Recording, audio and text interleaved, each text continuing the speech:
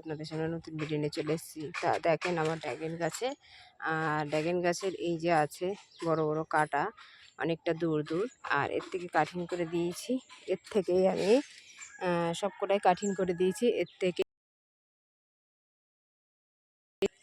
ঘন ঘন বৃষ্টি হচ্ছে, আর এখনই ফুল করে। এই যে এরকম কাটিং করে দেবেন। সবকটা দিয়েছি ছোটো। এই যে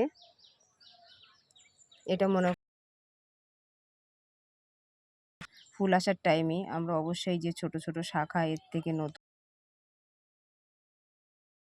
এটা আমরা রাখবো না। এটা আমরা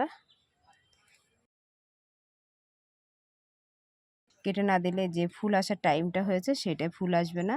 তখন আমরা এর থেকে শুধু গোবর সার দিতে পারেন, এটা উপকারী। আর খোল পচা পানি এগুলোর জন্যে। আর যদি পারেন জৈব মাটি তৈরি করে সেটাও দিতে পারেন, ঘরোয়া জিনিস। আর একটা করে সেটাও দিতে পারেন। তা এখানে আরেকটা শাখা বেরোচ্ছে, এটা দেখি ফুল আসছে কি কেটে দেবো। তো এরকম এরকম সাইজ যদি আপনার হয় আপনারা অবশ্যই কেটে দেবেন, নাহলে ছাদ বাগানে আপনি ড্রাগন ফল আপনার আসবে না। তো দেখেন আজ